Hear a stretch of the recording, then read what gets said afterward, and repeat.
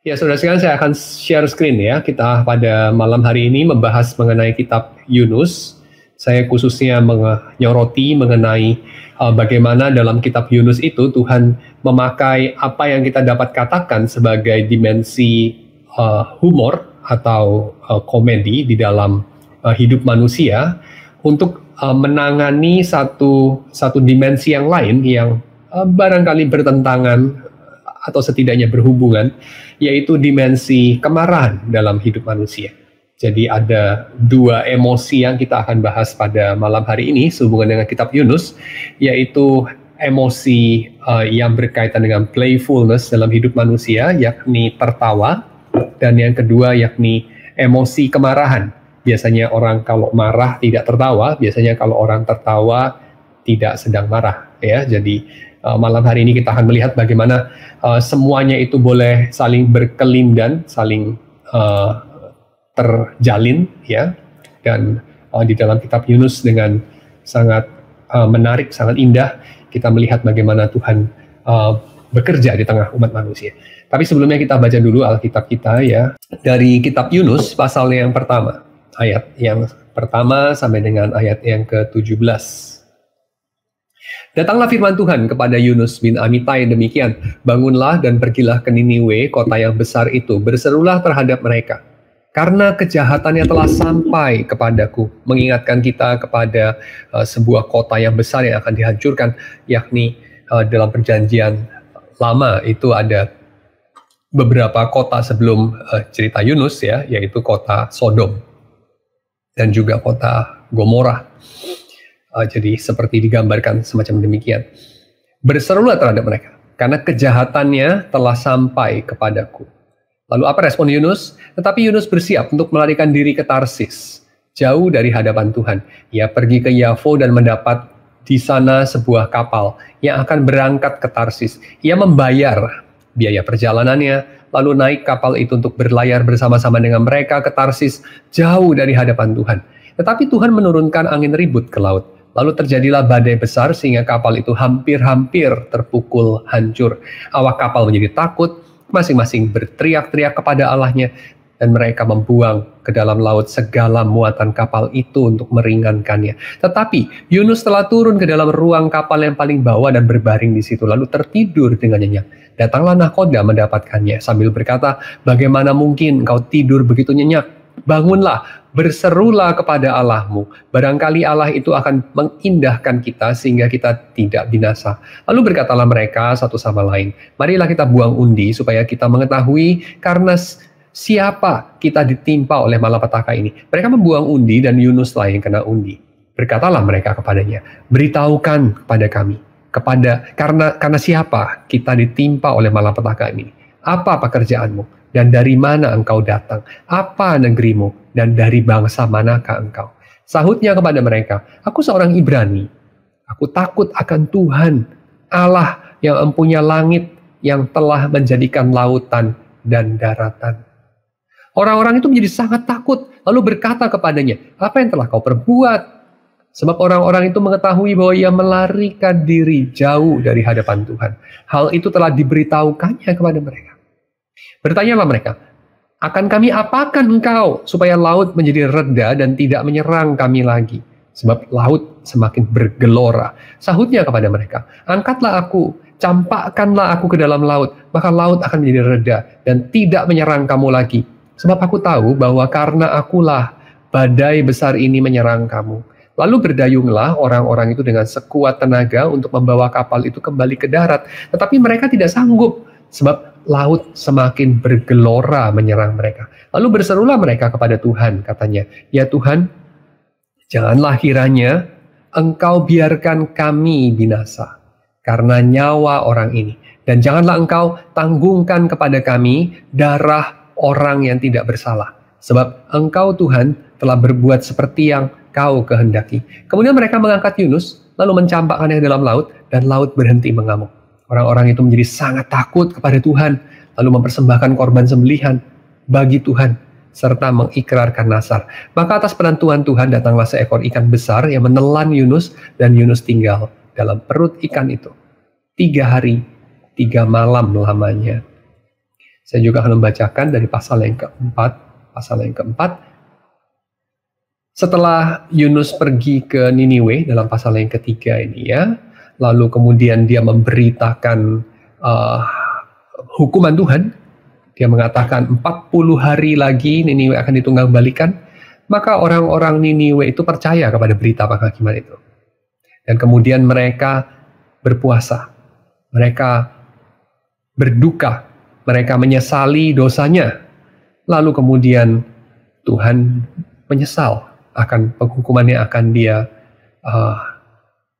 timpakan kepada Niniwe. Ini menarik karena kalau kita bandingkan di dalam bagian-bagian dalam kitab Kejadian, ya, dalam kitab Torah, ada cerita mengenai Tuhan yang menyesal juga. Dan itu adalah cerita ketika Tuhan melihat bumi penuh dengan kejahatan. Karena anak-anak manusia kemudian memenuhi dunia dengan segala kekerasan. Dan pada saat itu dikatakan Tuhan menyesal juga. Nah, menarik di sana, Tuhan menyesal dalam kitab Kejadian sudah membuat manusia. Tuhan menyesal sudah menciptakan kita. Tetapi dalam bagian ini dikatakan Tuhan menyesal karena sudah ingin menghancurkan Niniwe. Tuhan menyesal akan keputusannya untuk menghancurkan Niniwe 40 hari dari waktu itu, ya. Jadi kemudian dia berbalik. Dia tidak lagi murka kepada Niniwe. Dia tidak lagi menimpakan hukuman kepada mereka.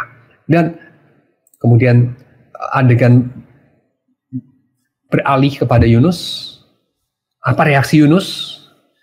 Reaksi Yunus ketika berita keselamatan yang dia nyatakan, atau lebih tepat berita penghukuman yang dia nyatakan. Kita mungkin masih ingat kalau kita memberitakan Injil, selalu saja ada rekan kita atau sesama kita orang Kristen yang selalu tidak puas dengan apa yang kita beritakan. Komposisinya itu selalu tidak bisa menyenangkan semua orang. Jadi kalau kita melihat ada orang yang membawakan Injil kepada dunia ini, selalu saja ada orang yang kemudian mengatakan, kenapa beritanya hanya kasih Allah saja, tidak ada murka Allah di sana. Tidak ada kesucian Tuhan, tidak ada keadilan Tuhan, yang ada hanya cinta kasih Tuhan, pengampunan Tuhan, penerimaan Tuhan. Ini Injil yang tidak seimbang. Tapi di sisi yang lain kita juga tahu ada orang-orang yang tidak puas dengan berita yang kelewat berat sebelah. Dari sisi yang lain, ada orang yang juga mengeluh mengapa beritanya itu hanya mengenai kemarahan Tuhan, hanya mengenai keadilan Tuhan. Mana berita mengenai kasih Tuhan? Nah, kita melihat bahwa orang Niniwe bertobat karena berita daripada Yunus yang berat sebelah juga. Yunus hanya memberitakan Allah yang murka. Yunus hanya memberitakan hukuman Allah. Ya, Allah akan menghukum mereka 40 hari dari waktu itu. Tapi kemudian berita itu rupanya menggerakkan mereka. Dan kemudian singkat cerita, Yunus menjadi seorang pemberita Injil yang sangat sukses. Karena seluruh kota bertobat. Bayangkan, seluruh kota yang begitu jahat bertobat dari kejahatannya. Tetapi apa hasilnya? Dia bukan senang hati, dia bukan bersyukur kepada Tuhan, tetapi dia kesal, dia marah. Dikatakan di sini, hal itu sangat mengesalkan hati Yunus, lalu marahlah ia dan berdoalah ia kepada Tuhan. Katanya, ya Tuhan, bukankah telah kukatakan itu ketika aku masih di negeriku? Itulah sebabnya, maka aku dahulu melarikan diri ke Tarsis. Sebab aku tahu bahwa Engkaulah Allah yang pengasih dan penyayang, yang panjang sabar dan berlimpah kasih setia serta yang menyesal karena malapetaka yang hendak didatangkannya. Jadi sekarang ya Tuhan, cabutlah kiranya nyawaku, karena lebih baik aku mati daripada hidup. Menarik ya, Yunus minta mati dari Tuhan karena pengabaran Injilnya sukses. Dia minta mati dari Tuhan karena orang asing, musuh Israel yang berpuluh-puluh tahun sebelumnya pernah mengalahkan Israel dan menghabisinya. Ya, orang-orang Niniwe ini orang-orang yang kamu tahu ya, orang-orang Assyria yang kejam. Mereka itu membelah perut wanita-wanita hamil, mereka itu memancung kepala orang lalu menusuknya dengan kayu, lalu menanamnya di pintu-pintu gerbang kota sehingga untuk menakut-nakuti orang, ya, mengintimidasi orang dengan cara-cara yang brutal. Tetapi kita tahu bahwa mereka bertobat dalam cerita Yunus ini, dan pertobatan mereka itu ditanggapi oleh tokoh Yunus secara bagaimana? Ditanggapi dengan marah. Ya, jadi pertobatan mereka menerbitkan kemarahan. Mengapa? Karena dia tidak mau berbagi Allah dengan musuhnya. Karena Allahnya Israel dalam konsep Yunus adalah Allah yang adil, Allah yang membalaskan kejahatan dengan setimpal. Dan orang Niniwe sudah berbuat begitu jahat kepada Israel, mereka pasti pantas untuk mendapatkan hukumannya. Tetapi ternyata tidak. Ternyata mereka berbalik dari dosanya. Dan kemudian Tuhan daripada Israel, Allah Yahweh di sini, ya, Tuhan di sini semua huruf besar, kamu lihat, Allah Yahweh itu mengampuni mereka. Ya, jadi Allahnya Israel mengampuni musuhnya Israel. Jadi Yunus marah dan dia katakan, matikan saya saja Tuhan, ya, cabutlah kiranya nyawaku. Ini perkataan yang mengingatkan kita kepada Elia, bukan? Elia itu pernah juga marah pada zaman yang sebelum zaman cerita Nabi Yunus ini, ya. Jadi Elia itu marah karena apa? Bukan, Elia minta dicabut nyawanya, maksudnya bukan marah, ya. Tetapi kenapa dia minta dicabut nyawanya? Karena dia merasa gagal. Ya, dia merasa gagal. Kenapa dia merasa gagal? Karena walaupun dia berhasil membunuh nabi-nabi Baal, ya, walaupun dia berhasil menunjukkan ke depan Israel bahwa Tuhanlah Allah yang sejati dan Baal bukan Allah, ya. Tetapi Isabel tetap berkuasa di sana dan ingin mencabut nyawa Elia. Lalu kemudian Elia menjadi tertekan, dia kemudian melarikan diri, dan kemudian dia berkata kepada Tuhan, bukan? Kita ingat itu, ya. Ambillah kiranya nyawaku, ya. Demikian dikatakan Elia. Apa alasannya? Karena aku tidak lebih baik daripada nenek moyangku, ya, daripada para pendahuluku. Dan sekarang Yunus juga mengatakan hal yang sama kepada Tuhan, cabutlah kiranya nyawaku. Tapi alasannya berbeda, karena alasan Yunus adalah sebab Allah itu murah hati. Alasan Elia sebab Isabel ingin mencabut nyawanya, dalam artian bukan sekedar ya Isabel ingin mencabut nyawanya maka dia minta mati sama Tuhan, itu kan kayak sama juga bohong, ya. Tetapi dalam pengertian dia tidak melihat ada keadaan yang menjadi lebih baik, ya, Elia. Tapi Yunus jelas melihat keadaan menjadi lebih baik, bukan? Atau jangan-jangan tidak? Jangan-jangan kita pembaca yang melihat bahwa keadaan menjadi lebih baik. Jangan-jangan kita pembaca yang melihat bahwa kalau musuh-musuh Israel bertobat dan boleh diampuni oleh Tuhannya Israel, maka itu lebih baik. Jangan-jangan itu kita yang melihat, karena kita hanya penonton. Tetapi tokoh Yunus yang mengalami semua itu, dia yang ada di arena itu, dia rupanya tidak begitu gampang untuk menerima penetapan Tuhan ini. Ya, dia tidak begitu gampang berbagi Allah dengan musuhnya. Ini mungkin kamu bisa kamu bisa lebih rasakan kalau kamu bayangkan seperti ini. Ada orang yang kamu kasihi, ada orang yang kamu bersandar kepadanya, kamu kagumi, kamu harapkan, let's say ayah kamu, lalu kemudian dia mengangkat anak, lalu kemudian kamu tahu siapa yang dia angkat sebagai anak, dia adopsi sebagai anak. Ternyata musuh bebuyutan kamu, ya, musuh kamu di sekolah, atau musuh kamu di kampus, diangkat anak oleh ayah kamu, dan itu menjadikan sekarang musuhmu itu saudaramu. Nah, ini tidak bisa diterima oleh Yunus, dan dia mengatakan lebih baik aku mati. Tapi kemudian Tuhan berkata kepada Yunus, apakah engkau layak marah? Yunus tidak menjawab hal itu. Yunus tidak menjawab apakah dia layak untuk marah. Tentu saja dia tidak layak untuk marah. Dan kemudian Yunus keluar meninggalkan kota itu, dia tinggal di sebelah timurnya, mendirikan sebuah pondok, duduk di bawah naungannya. Ngapain dia di sana? Kenapa dia tidak pulang ke Tarsis? Ya, kenapa dia stay di Niniwe? Dikatakan di sini adalah untuk menantikan apa yang akan terjadi atas kota itu. Ya, jadi setelah mereka bertobat, lalu Tuhan menyesal, kelihatannya Tuhan memberitahu Yunus di sana. Tetapi 40 hari belum tiba, bukan? Ya, jadi Yunus menunggu apa yang akan terjadi. Dan apa yang terjadi? Yang terjadi bukan ada murka Tuhan menimpa Niniwe, tapi yang terjadi adalah atas penentuan Tuhan tumbuh sebatang pohon jarak. Jadi yang terjadi itu adalah muncul kebaikan dari bumi untuk Yunus.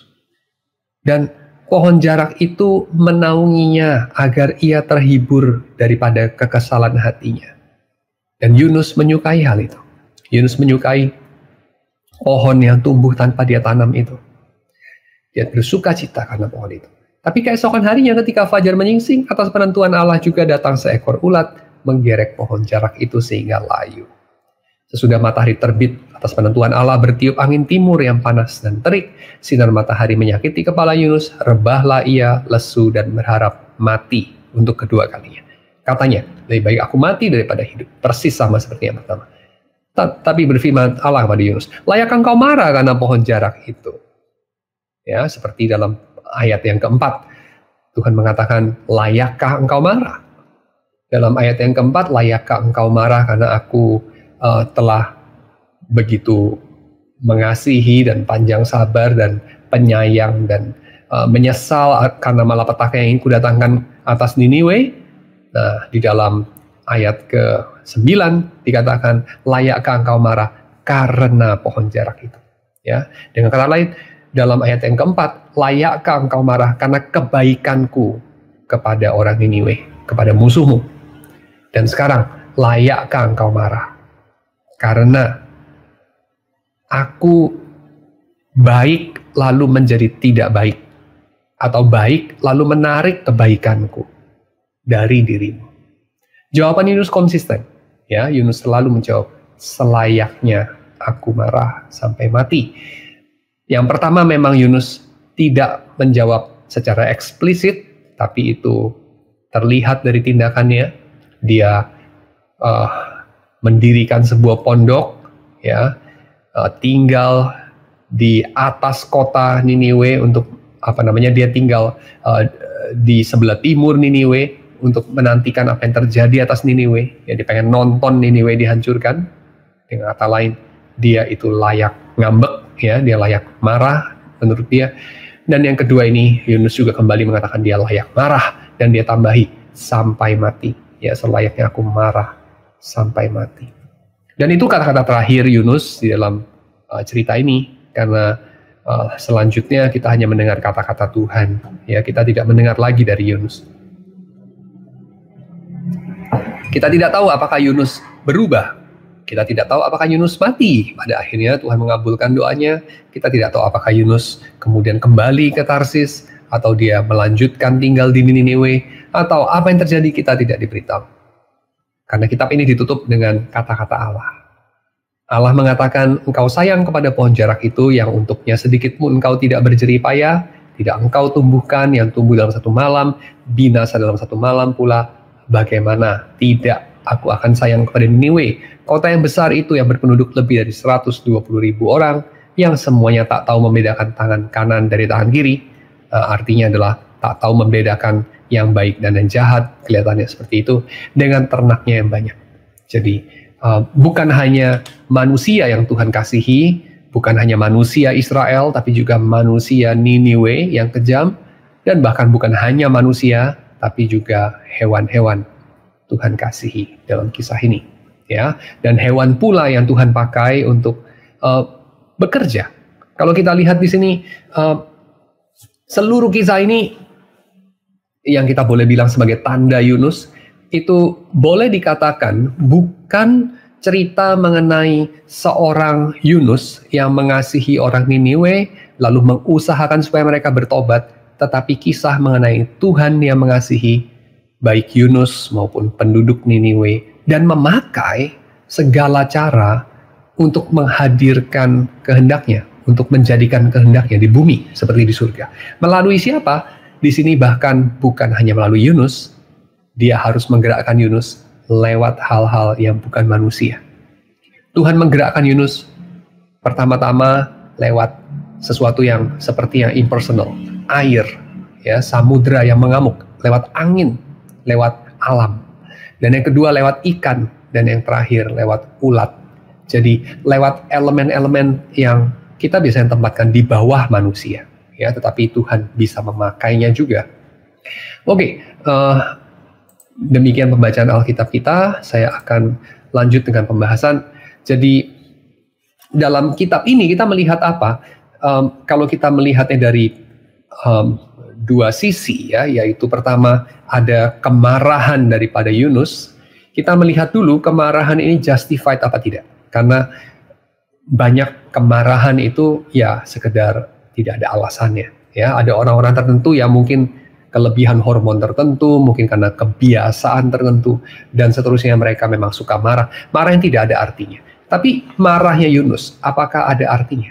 Marahnya Yunus ini apakah marah yang justified, ya, yang dapat dibenarkan, yang ada alasannya? Jawabannya ada banget, ya. Yunus itu yakin banget dia pantas marah. Ini boleh dikatakan kemarahannya suci, boleh dikatakan, ya. Jadi marahnya Yunus itu adalah marah karena ketidakadilan. Kalau kita lihat reputasi daripada Niniwe, lalu Anda tidak marah, ada sesuatu yang salah dengan Anda, ya. Kalau Anda tidak marah dengan segala kekerasan yang pernah Niniwe lakukan, dengan segala bully yang dia pernah lakukan, dengan segala ketidakhormatan dia terhadap Tuhan dan umat Tuhan, saya kira ada yang salah dengan Anda kalau Anda menganggapnya biasa-biasa saja. Jadi kemarahan Yunus saya kira justified karena ini mengenai Niniwe, ya. Siapa saja itu akan merasa Yunus itu memang pantas begitu marah. Tetapi dari sisi Tuhan, dia mengatakan Yunus itu harus mengerti. Karena apa? Karena Tuhan mengasihi Niniwe. Yunus itu harus mengerti. Karena Tuhan punya kehendak yang melampaui kemarahan manusia. Dan sampai di sini kita melihat bahwa kemarahan itu berbicara banyak mengenai diri manusia. Orang itu bisa kelihatan dia itu siapa, ya. Termasuk Anda sendiri bisa melihat diri Anda itu siapa yang sebenar-benarnya. Itu adalah dengan meninjau hal ini. Anda apakah pernah mengamati apa saja yang membuat Anda marah? Apakah Anda pernah mengamati apa saja yang membuat orang-orang tertentu marah? Alasan marah itu apa? Ya. Kita tahu ketika orang marah, ya, boleh dikatakan dia itu jujur sekali. Jarang ada orang marah itu tidak jujur, ya. Ya tentu orang bisa berpura-pura marah. Tetapi kita tahu bahwa kemarahan yang memuncak, ya, kemarahan yang sampai seperti Yunus, ya, aku panas marah sampai mati. Dia bilang kemarahan seperti Angry Bird itu, ya, kemarahan yang destruktif. Itu adalah sesuatu ekspresi yang jujur. Kita tahu bahwa orang-orang tertentu, masyarakat tertentu, mereka itu kalau baru kenal orang, ya, mereka itu kan kepingin tahu orang ini sebenarnya siapa. Dan kita tahu orang kalau baru kenal pasti sopan santun, ya. Khususnya kalau kita baru kenal orang, kita jarang sekali melihat orang itu marah, ya nggak? Masa kamu begitu kenalan sama orang, begitu salaman langsung melihat orang itu baru kenal, baru dikenal, mukanya cemberut, langsung marah-marah, agak jarang ya. Orang itu baru kenal itu lumrahnya adalah dia senyum, dia ramah, ya, setidaknya netral lah. Tapi artinya apa? Artinya kemarahan itu biasanya adalah sesuatu yang mengekspos, membuka sesuatu yang memang kenyataannya diri kita itu seperti itu. Orang tidak berpura-pura marah biasanya, ya. Jadi ekspresi yang jujur ini boleh menjadi pintu untuk kita mengenal diri kita siapa, untuk kita mengenal orang lain itu siapa, ya. Jadi kita perlu memperhatikan apa yang bikin kita marah. Ada orang tertentu dia itu marah sekali ketika dirinya dirugikan. Ada orang yang lain dia marah sekali kalau dia merasa ada yang tidak adil terjadi. Tidak harus mengenai dia, bisa mengenai orang lain. Ada orang lain marah sekali karena ketidakadilan jenis yang satu bisa jenis yang lain. Ya, misalnya Dia marah sekali karena adanya penindasan terhadap orang yang tidak bisa membela dirinya. Misalnya dia marah sekali dengan orang yang dengan menggunakan kekuasaan, membuat orang lain jalannya lebih macet, ya, dia pakai four rider untuk memperlancar jalannya sendiri, dan mengorbankan orang-orang lain di dalam kemacetan lalu lintas misalnya. Ya, itu kadang-kadang bisa bikin orang tertentu marah banget, ya. Atau tindakan-tindakan yang lain, misalnya membakar sampah, gitu ya. Ada orang yang bisa marah sekali karena ada tetangganya yang tidak mengerti apa yang dia lakukan dengan membakar sampah, ya, semacam itu, yaitu mencemari udara dengan gas yang beracun. Dia membunuh orang, boleh dikatakan dalam jangka panjang, tapi dia tidak mengerti yang dia lakukan. Jadi dia marah sekali, dan seterusnya. Ada segudang alasan marah, dan kita tahu kegagalan untuk marah ketika kita harus marah menunjukkan kita siapa. Menunjukkan bahwa kita orang yang pengecut, mungkin menunjukkan bahwa kita adalah orang yang tidak peduli kepada keadilan barangkali. Menunjukkan bahwa kita adalah orang yang mementingkan diri sendiri barangkali. Ya, kegagalan untuk marah. Atau juga kegagalan untuk mengendalikan diri. Kegagalan untuk tidak marah. Karena barangkali hal-hal tertentu tidak harus kita semarah itu. Ya, mungkin kemarahan kita menunjukkan hanya sekedar bahwa Tuhan kita adalah diri kita, ya, Tuhan kita adalah ego kita, itu saja. Atau mungkin keluarga kita, atau mungkin kesuksesan kita, atau mungkin suku kita, atau mungkin bahkan negara kita, atau perusahaan kita, dan seterusnya. So, kita tahu Tuhan kita siapa dari hal ini. Kemarahan Anda dipicu oleh apa? Ya, maka Anda bisa mengerti siapa Tuhanmu sebenarnya, sejujurnya. Karena kalau dalam kondisi biasa-biasa, kita ditanya Tuhanmu siapa, tentu kita bisa menjawab yang politically correct, kita bisa menjawab yang theologically correct, ya, yaitu Tuhan kita tentu Tuhan yang Abraham, Ishak, dan Yakub, ya, Tuhan kita tentu Yesus dari Nazaret. Tetapi ketika Anda marah, Anda dengan jujur menyatakan siapa Tuhan Anda sebenarnya. Jadi kemarahan bisa menjadi diagnosa, ya, alat diagnosa. Dan sampai di sini kita bisa melihat kepada satu sisi yang berkaitan dengan kemarahan, yaitu keseriusan. Kita lihat di sini Yunus itu ketika ditanya sama Tuhan, patutkah engkau marah? Ya, layakkah engkau marah? Dia menjawab, aku layak marah sampai mati. Bahkan dia sudah minta mati sebelumnya. Ya, ambillah saja nyawaku. Kemarahan itu selalu bersisian, ya, bersandingan dengan keseriusan.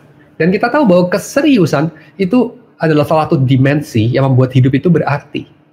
Coba Anda bayangkan, kalau tidak ada yang serius. Ya, Anda tahu di dalam dunia populer, ya, di film-film populer, itu ada satu tokoh yang terkenal dia itu tidak pernah serius.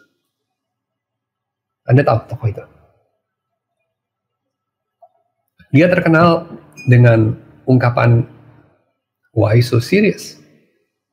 Anda tahu tokoh itu? Why so serious? Tokoh itu dipersonifikasi dalam bentuk seorang badut. Of course, itu adalah si badut dalam film Batman, Joker. Joker selalu mengatakan, why so serious? Tapi apa yang dia kerjakan? Suatu teror bagi manusia. Suatu absurditas. Ya, jadi keseriusan itu adalah sesuatu yang berkaitan sekali dengan makna daripada hidup kita. Ketika tidak punya keseriusan, ya. Jadi ketika kita melakukan apapun tidak pernah serius, melakukan apapun tidak pernah bersungguh-sungguh kita memaksudkannya, mengatakan sesuatu, mengusahakan sesuatu, memperjuangkan sesuatu, kita marah kayak, kita sedih kayak, kita sangat menginginkan kayak, tidak menginginkan kayak, apapun yang kita lakukan, kita tampilkan, itu semua ternyata hanya permainan. Itu semua tidak serius. Nah, kalau Anda bersikap seperti itu terhadap kehidupan, di dalam kehidupan, coba Anda pikir, apa yang terjadi? Apa konsekuensinya? Saya kira konsekuensinya ini, seperti yang kita lihat dalam personifikasi tokoh Joker itu, Anda menghidupi hidup yang absurd. Ya, hidup yang tidak ada dimensi keseriusannya adalah hidup yang tidak punya makna.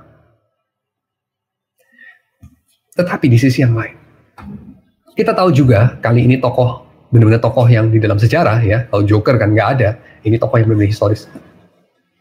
Ada sebuah tokoh dan bahkan sebuah rezim, boleh dikatakan ya, sebuah tatanan politis yang terjadi selama bertahun-tahun, dan seluruh dunia pasti tahu tatanan politik ini ya, penguasa ini, rezim ini, di mana dalam rezim itu boleh dikatakan tidak ada permainan. Semuanya adalah keseriusan. Mereka begitu khidmat, begitu serius, no play-play deh. Ya, tidak ada playfulness sama sekali. Anda tahu, saya sedang berbicara mengenai siapa? Rezim Hitler tentu ya, Nazi. Dalam era Nazi, di antara orang-orang Nazi dan SS, sama sekali tidak ada playfulness. Tidak ada humor. Tidak ada lucu-lucu. Karena mereka ingin menampilkan keseriusan. Hidup itu adalah perjuangan. Ya, Nietzsche. Mereka sangat menyukai filosofi dari Nietzsche. Hidup itu perjuangan. Hidup itu adalah perebutan kekuasaan. Ya, didorong oleh keinginan berkuasa. Dan di hadapan kehidupan yang seperti itu ya, kehidupan yang realitasnya adalah kekuasaan. Ya, permainan itu hanya bagian daripada orang-orang kalah. Itu strategi daripada orang-orang yang tidak bisa menang dengan cara yang fair, tetapi ingin memakai cara-cara licik untuk hijacking power, untuk hijacking order dan hierarki dengan bermain-main. Ya, jadi tidak ada tempat untuk permainan di dalam rezim itu. Semuanya adalah keseriusan. Ya, dan kita tahu bahwa kehidupan yang semuanya adalah keseriusan dan tidak ada humor, tidak ada playfulness, tidak ada permainan, adalah kehidupan yang subhuman. Ya, kehidupan yang tidak manusiawi. Tapi juga kehidupan yang hanya bermain-main, sama sekali tidak ada seriusnya, adalah kehidupan yang subhuman juga. Kosong dari makna. Ya. Jadi kita melihat dalam cerita Yunus di sini adanya dialog ya, adanya satu dialektika antara kemarahan dalam diri Yunus dengan semacam usaha Tuhan untuk merelatifkan dan menggoyahkan kemarahan itu. Dan kita memang tidak melihat ada kata tertawa di sana, tetapi kita melihat adanya satu motif humor, adanya motif playfulness dari sisi Tuhan untuk menggoyahkan kekakuan Yunus yang dipicu oleh, saya kira, penyembahan berhala. Penyembahan berhala apa? Penyembahan berhala apa yang dia pikir sebagai keadilan. Keadilan, ya. Keadilan versinya Yunus. Keadilan yang memang ada alasannya. Tetapi Tuhan menggocoh itu, ya, Tuhan menggoncang-goncang itu dengan sebagai satu usaha untuk membuat Yunus kembali seperti manusia. Dan as human being, kita itu tidak boleh terlalu serius dengan diri kita. Ya, kita tahu. Nah, sekarang saya masuk kepada sisi playfulness, ya, pada sisi humor. Kita tahu bahwa di dalam humor itu ada perbedaan antara ditertawai, menertawai di satu sisi, ya, ditertawai dan menertawai, dengan tertawa bersama di sisi yang lain, tertawa bersama. Ya, tertawa bersama itu adalah undangan untuk bersekutu dengan bebas. Orang yang tertawa itu tidak boleh terlalu serius. Kalau Anda terlalu serius, Anda tidak bisa tertawa. Kita tidak bisa punya target misalnya. Demi kesehatan saya itu mentargetkan satu hari setidaknya tertawa 10 kali. Jadi saya dengan sungguh-sungguh membaca buku-buku humor yang terbaik. Saya menyewa pelawak-pelawak yang terbaik. Saya bayar mereka tinggi. Kalau mereka gagal bikin saya tertawa, saya hukum mati mereka. Atau minimal saya cambukin mereka. Ya. Nah, saya kira pelawak yang diancam untuk, kalau kamu tidak sukses bikin saya tertawa saya cambuk kamu, mereka sulit untuk sungguh-sungguh menghasilkan humor yang baik. Demikian dengan orang yang under pressure untuk tertawa. Kalau kamu gagal tertawa 10 kali sehari, kamu akan mati dalam 10 hari misalnya. Atau saya akan bikin hidupmu menderita. Atau saya denda kamu kalau kamu gagal tertawa lebih daripada 10 kali dalam sehari. Itu kuota minimal.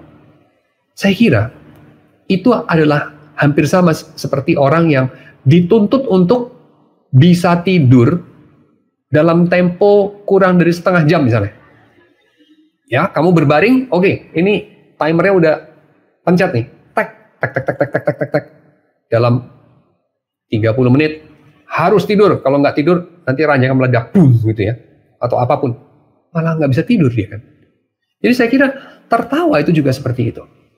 Itu adalah sesuatu yang spontan, itu adalah sesuatu yang di satu sisi tak bisa sepenuhnya kita jadwalkan. Tak bisa sepenuhnya itu kita usahakan dan kita buat berhasil. Kita tidak bisa terlalu serius untuk membuat diri kita tertawa.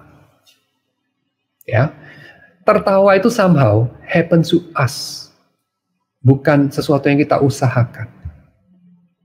Itu sesuatu yang somehow ya ada di antara voluntary action dan involuntary action. Involuntary action contohnya adalah bernapas. Kamu kan harus mengusahakan sesuatu sehingga kamu berhenti bernapas. Ya, atau aliran darah. Memangnya kamu mengusahakan sesuatu supaya jantungmu itu bergetar, berdenyut, lalu darahmu mengalir. Bisa kamu usahakan. Jantungmu berdenyut itu lebih pelan, lebih cepat, kamu usahakan. Ya bisa sih, dilatih bisa. Cuman saya kira normalnya kan tidak. Kamu bisa bikin tekanan darah kamu naik, turun lagi, darah kamu mengalirnya ke sana, terus mengalirnya balik lagi ke sana, atlet-atlet darahnya nggak jadi mengalir dengan kecepatan berapa. Kamu bisa kontrol. Saya kira nggak bisa. Ya, itu adalah bagian daripada involuntary action. Tapi ada hal yang voluntary action. Misalnya, saya menjentikan jari saya. Nah, ini voluntary action. Saya bikin ini 2, 3, 4, itu voluntary action. Ya, saya mengusahakan. Tertawa itu bagaimana? Orang bisa berpura-pura tertawa. Hahaha, lucu sekali. Bisa. Tapi itu bukan tertawa yang benar-benar. Tertawa yang benar-benar, saya kira itu ada di antara voluntary action dan involuntary action. Saya boleh katakan tertawa itu adalah social action. Ya, social action. Responsive action. Jadi itu adalah sesuatu kita punya respon terhadap sesuatu yang di luar diri kita. Itu adalah sambutan kita. Itu adalah kooperasi kita, nyambungnya kita. Dengan apa? Dengan orang lain. Dengan subjek lain. Dan itu yang membuat tertawa itu menarik, ya. Tetapi sekarang saya bandingkan ya, tertawa bersama di sini dengan menertawai atau ditertawai. Oke, coba kita pikir sebentar. Menertawai itu sesuatu yang spontan nggak? Menertawai dalam arti yang wicked, yang evil ya. Kamu bayangkan misalnya kayak di film-film zaman dulu itu ya, kalau ada apalah tukang pukul ya atau jawara dari orang jahat lagi membuli seorang rakyat jelata yang lemah gitu ya, terus sambil dia ditendangin gitu kan, terus sambil dia hahaha gitu sambil pegangin perutnya yang besar kan gitu. So ya tertawa yang seperti itu, tertawa yang wicked ya, menertawai orang yang dia bully. Itu tentu adalah suatu tertawa yang bisa direncanakan. Bisa direncanakan. Tapi saya tanya, kalau kita katakan tertawa itu menyehatkan, tertawa seperti itu menyehatkan orang yang tertawa tidak? Jawabannya tidak. Bagaimana dengan dia mengalaminya secara pasif, ditertawai? Apakah itu sesuatu yang sehat? Kalau kamu menjadi objek dari tertawaan seluruh kota, apa kamu bahagia? Bukan tidak mungkin sih, tapi saya kira dalam kebanyakan kasus tidak. Ya, tidak. Kalau kamu mungkin bahagia, saya kira kamu kehilangan dirimu. Kamu tidak menghargai dirimu. Ya, you lost self-respect. Kamu nggak punya self-respect. Tapi di sisi yang lain, saya kira kita setelah meninjau 3 hal ini, ya, ditertawai, menertawai, dan tertawa bersama, kita mengetahui bahwa obat daripada ditertawai, dalam hal ini seperti hierarki sosial Anda ada di bawah banget, dalam rantai makanan Anda itu ulat gitu, atau dalam rantai makanan Anda apex predator, ikan hiu. Saya kira obatnya itu bukan dari ulat menjadi ikan hiu, bukan, atau dari ikan hiu Anda turun menjadi ulat, bukan. Ya, obat daripada perasaan depresi karena ditertawai, karena Anda tidak punya kebanggaan, karena Anda ingin menjadi orang yang dihormati, orang yang bisa mengendalikan, bukan adalah memiliki kekuasaan cukup untuk mengendalikan. Bukan. Kita seringkali berpikir, sekarang saya ditertawai, besok saya ingin menertawai. Sekarang saya diperbudak, besok saya ingin memperbudak. Sekarang saya tidak dianggap, besok saya ingin dianggap atau didengarkan. Ya. Sekarang saya dicuekin, besok saya kepengen bisa cuekin orang. Dan seterusnya. Tapi saya kira itu bukan solusi yang baik. Karena baik mereka yang ditertawai maupun menertawai bukan orang yang bahagia, saya kira. Mereka adalah orang-orang yang merindukan bisa tertawa bersama. Mereka adalah orang-orang yang merindukan bisa menikmati hidup bersama. Dan kalau kita hubungkan ini dengan cerita Yunus. Yunus itu ketika tertawa, kalaupun dia bisa tertawa, apakah dia ingin ditertawai sama penduduk Niniwe? Apakah dia ingin menertawai penduduk Niniwe? Saya kira Yunus masih terlalu baik, ya. Dia masih cukup baik, tidak sampai hancur total, tidak sampai rusak total.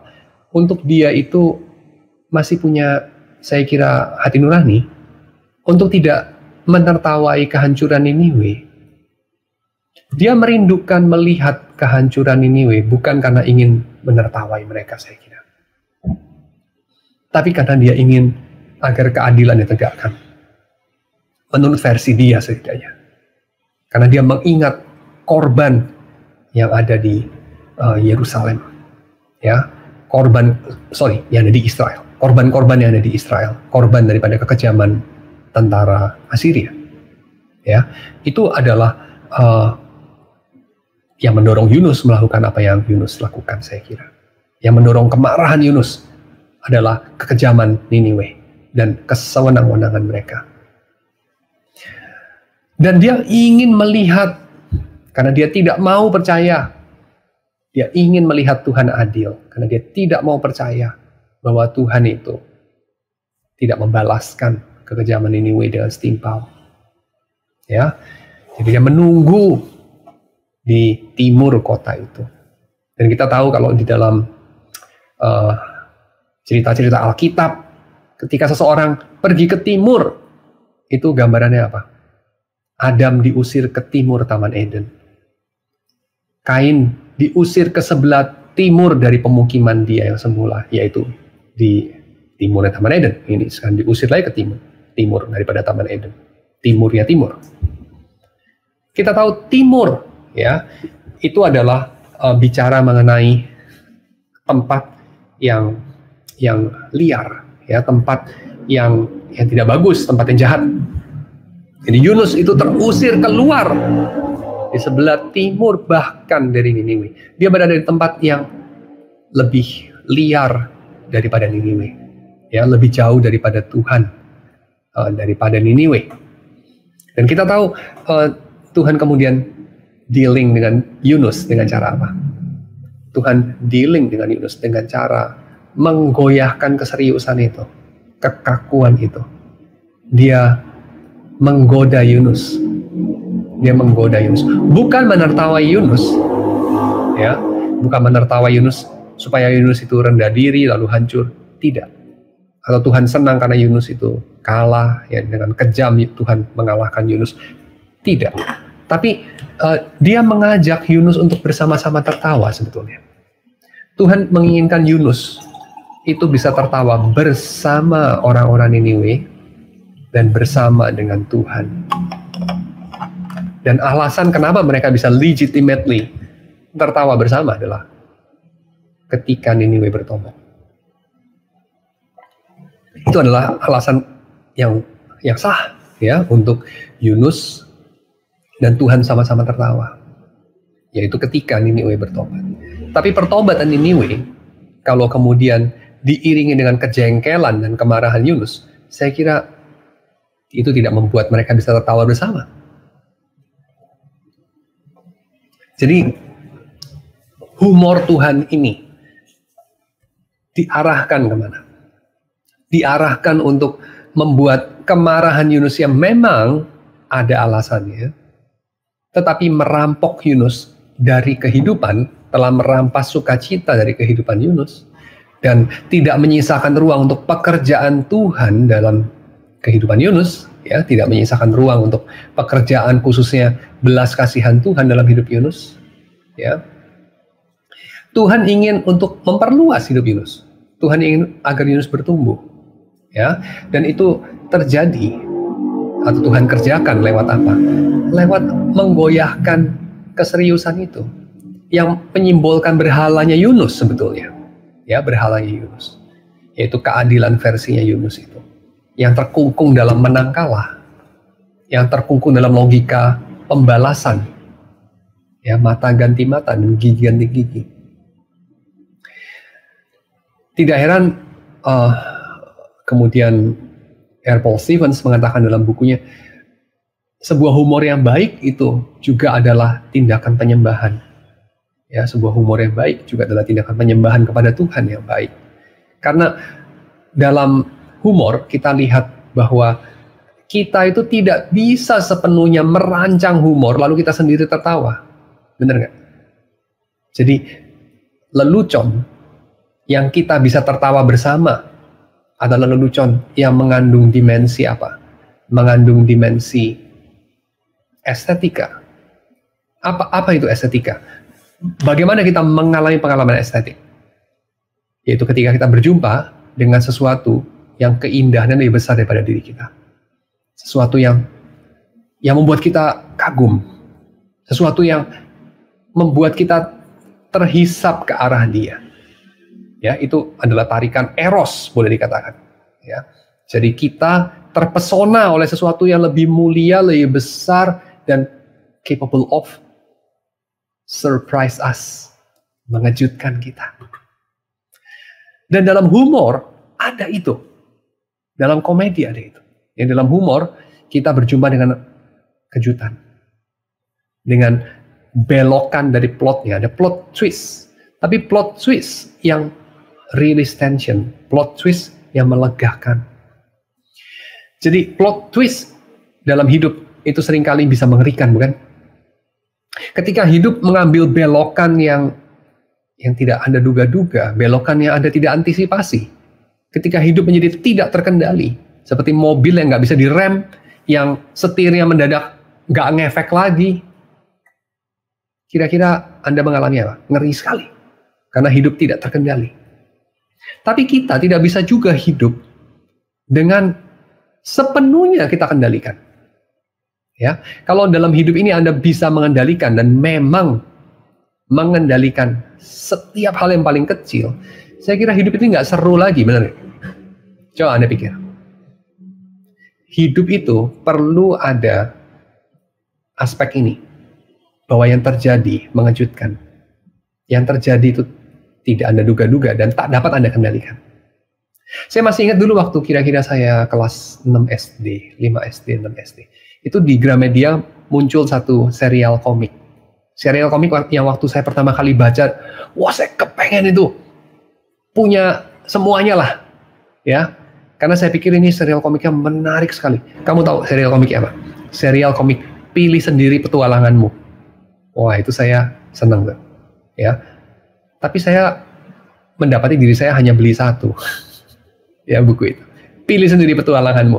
Itu serial yang ada ada beberapa sih, dia udah terbit beberapa, dan cukup mahal dia dibandingkan dengan buku-buku yang lainnya. Dia agak lebih mahal, 3 kali lipat kayaknya, seingat saya. Lalu di buku itu ada kayak begini, kalau kamu berhadapan dengan situasi ini, gitu, jadi ceritanya dalam adegannya misalnya ada 2 pintu gitu ya, pintunya kanan dan kiri. Kamu buka pintu kanan atau kiri? Kalau kamu mau buka pintu kiri, pergi ke halaman 31. Kalau kamu buka pintu kanan, pergi ke halaman 27 misalnya. Kamu buka pintu kanan, halaman 27, kemudian ceritanya kamu bertemu dengan seekor serigala. Serigalanya itu kemudian mengajak kamu berbicara. Lalu kemudian kamu bertanya kepada dia, apa yang kamu tanya? Kalau kamu bertanya, halo namamu siapa? Pergi ke halaman 101 gitu ya. Kalau kamu kemudian mengatakan, apa yang kamu mau? Pergi ke halaman 111. Semacam gitu-gitu deh. Jadi ceritanya tuh endingnya bisa banyak. Dan kamu pilih sendiri jalur ceritanya semacam itu. Dan ada beberapa versi gitu ya dari komik itu. Kan menarik.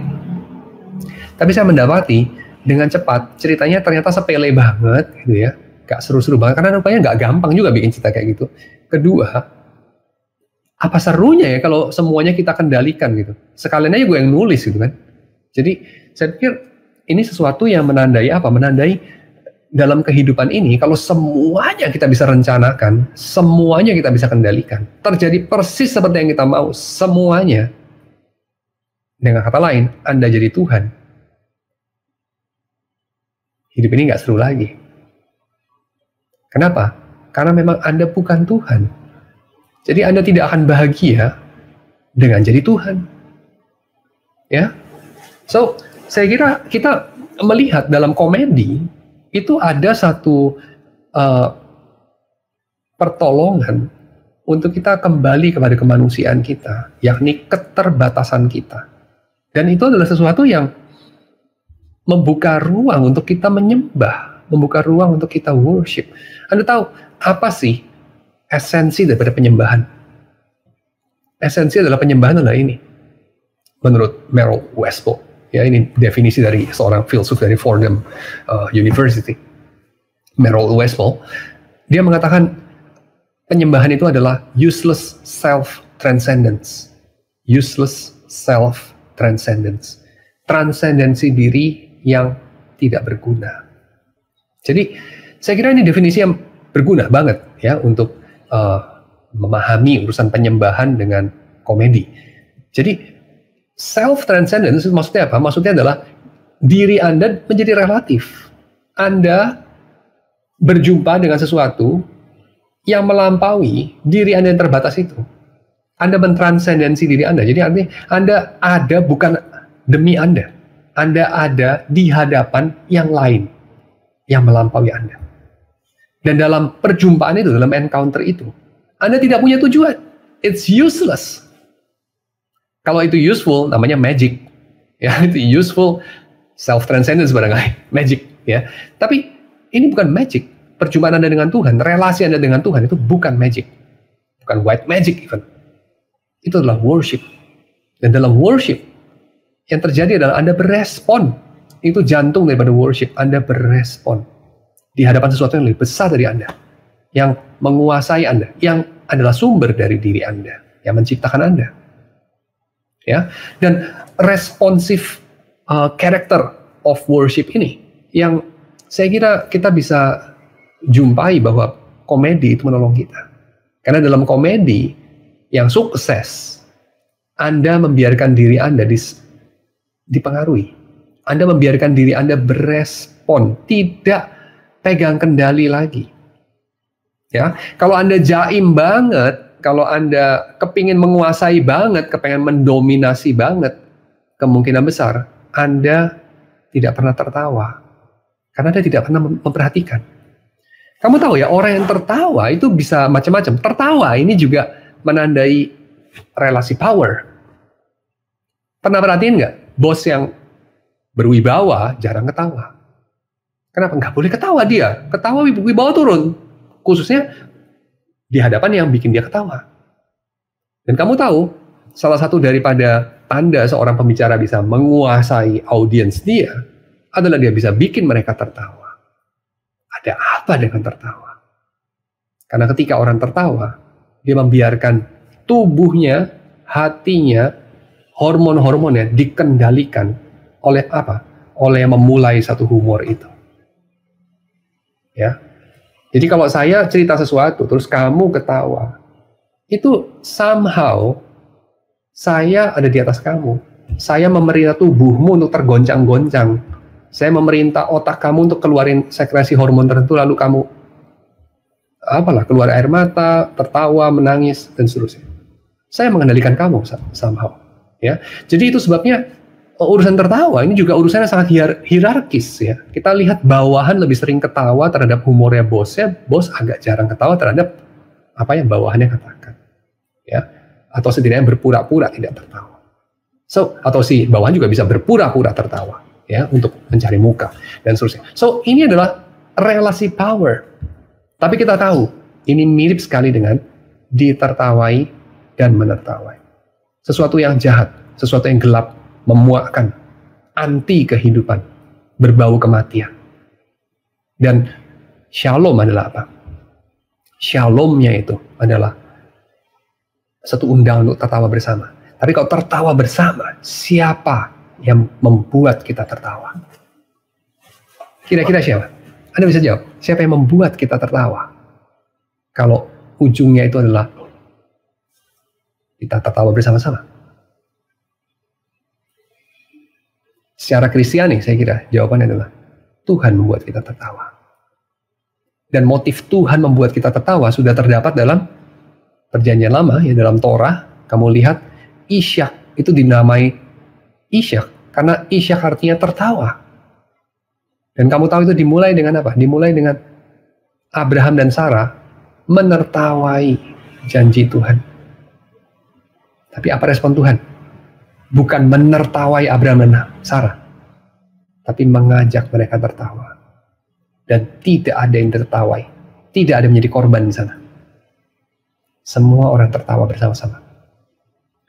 So, itu bukan tertawanya Joker yang mengerikan karena absurd dan hampa dan berbau kematian. Ya. Juga bukan anti tertawa ala Hitler. Dua-duanya itu anti kehidupan. Ya, walaupun of course Hitler itu secara mulut ya memuja kehidupan, ya tapi kehidupan bangsa dialah. Semacam itu. Ya, kehidupan yang tidak inklusif lah sebetulnya. Ya, kehidupan ala etosnya Nietzschean atau Wagnerian. Ya, so saya kira itu tidak Kristen lah. So kita melihat di sini tertawa yang baik itu adalah tertawa yang diinisiasi oleh Tuhan in a way, ya. Dan itu mencerminkan apa? Mencerminkan kehidupan, ya, mencerminkan bahwa kita menempatkan diri kita sebagai manusia, hanya manusia saja. Oke, so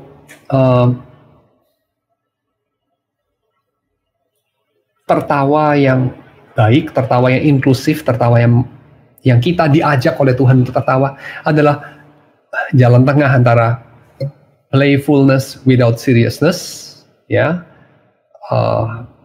Ini adalah Joker, ya. Jadi barangkali dipicu oleh kepengecutan untuk terlibat dalam kehidupan, terlalu pengecut untuk takut, terlalu pengecut untuk sedih, terlalu pengecut untuk ya involve dalam kehidupan. Tapi serius tanpa permainan, ya, seriousness without playfulness. Ini adalah terlalu marah untuk tertawa atau barangkali terlalu bangga untuk tersenyum, ya, terlalu arogan untuk membiarkan diri menjadi objek, terlalu arogan untuk berespon secara sejati kepada orang lain. Jadi saya kira dua-duanya itu anti kehidupan. Jalan tengahnya adalah yang diberikan oleh Tuhan dalam kitab Yunus di sini. Tuhan mengajak Yunus untuk tertawa bersama.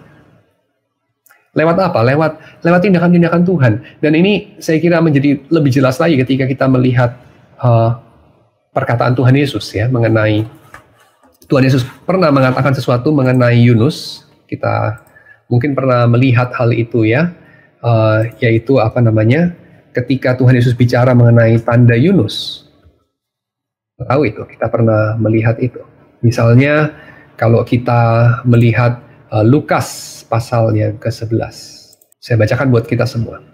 Sebab seperti Yunus menjadi tanda untuk orang-orang Niniwe, demikian juga Anak Manusia akan menjadi tanda untuk angkatan ini. Pada waktu penghakiman, Ratu dari Selatan itu akan bangkit bersama orang dari angkatan ini, dan ia akan menghukum mereka, sebab Ratu ini datang dari ujung bumi untuk mendengarkan hikmat Salomo, dan sesungguhnya ada di sini lebih daripada Salomo. Pada waktu penghakiman, orang-orang Niniwe akan bangkit bersama angkatan ini, dan mereka menghukumnya. Sebab orang-orang Niniwe itu bertobat waktu mereka mendengarkan pemberitaan Yunus, dan sesungguhnya yang ada di sini lebih daripada Yunus. Tuhan Yesus mengatakan kepada orang-orang yang meminta tanda, ya, bahwa kepada mereka tidak akan diberikan tanda lain selain daripada tanda Yunus. Dan Anda tahu apa itu tanda Yunus? Apa sih yang diceritakan dalam kitab Yunus sebetulnya?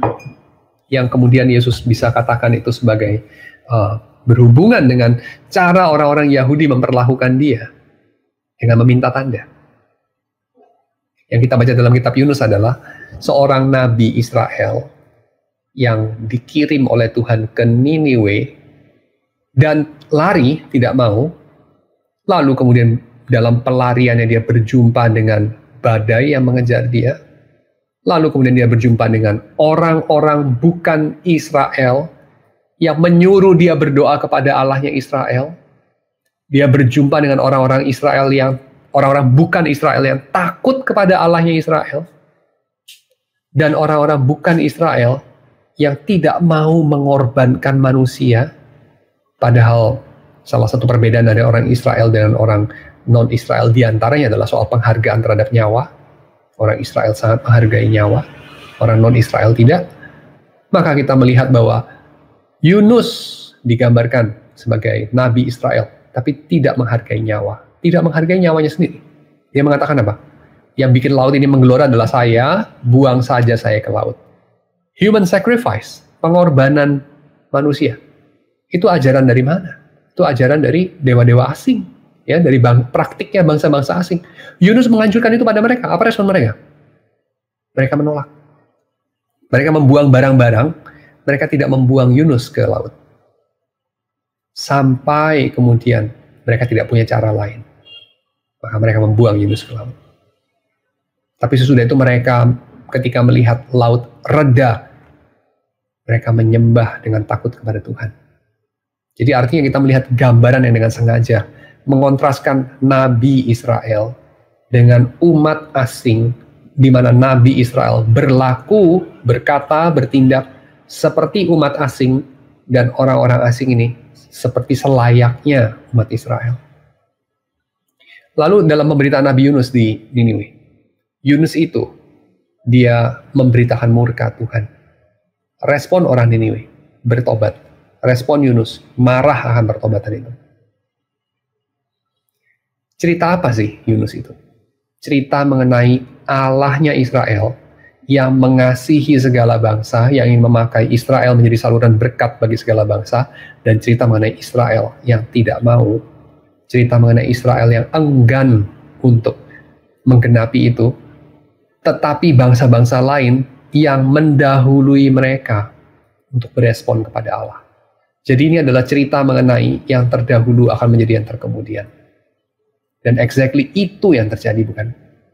Kita mendapati ketika Tuhan menilik umatnya, yakni ketika Yesus itu datang ke dalam dunia ini, ya, Yesus Kristus sebagai yang diutus Allah daripada Abraham, ya, diutus oleh Allah Bapa untuk turun dalam dunia untuk menebus dunia yang berdosa.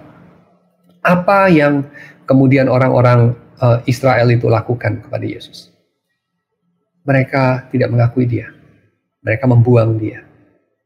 Apa yang bangsa-bangsa asing lakukan? Mereka berbondong-bondong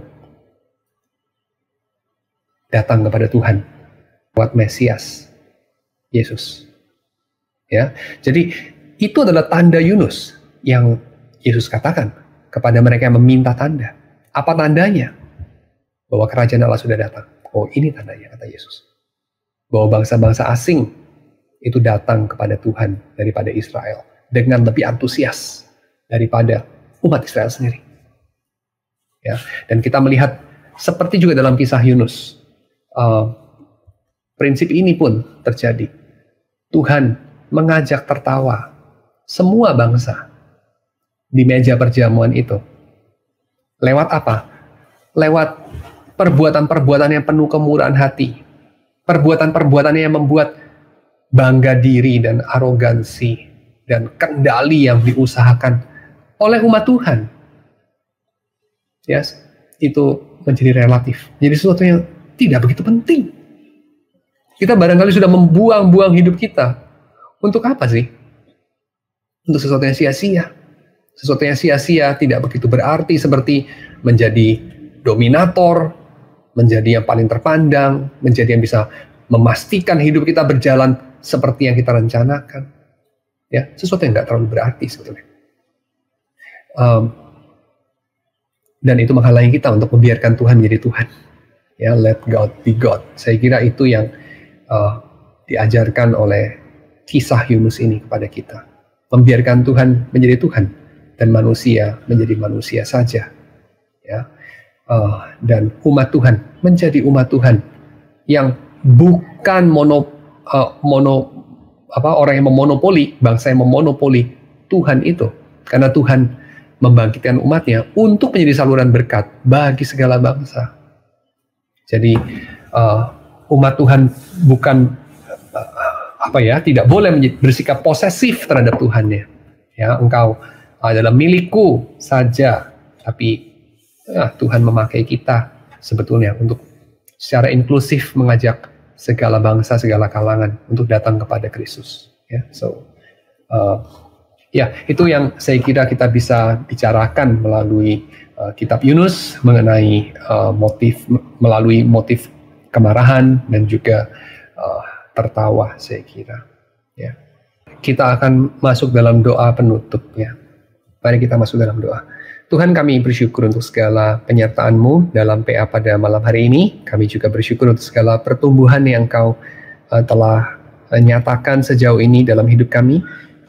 Untuk segala cara-Mu melalui berbagai hal, baik hal yang kami sukai, yang kami tidak sukai, melalui hal-hal yang membuat kami marah, atau hal-hal yang membuat kami tertawa, atau yang mengundang kami untuk tertawa, yang merubah kami sampai kepada jantung hati kami. Kami bersyukur ya Tuhan, karena Engkau adalah Allah yang mengerjakan sesuatu yang tidak mungkin.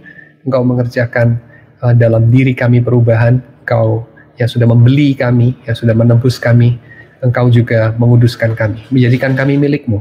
Engkau membuat kami menjadi umat kesayangan-Mu. Kami bersyukur ya Tuhan untuk itu, dan kami mohon agar Engkau terus mengubah kami melalui persekutuan, melalui firman-Mu, melalui segala pekerjaan-Mu yang tersembunyi. Dalam nama Yesus kami berdoa. Amin.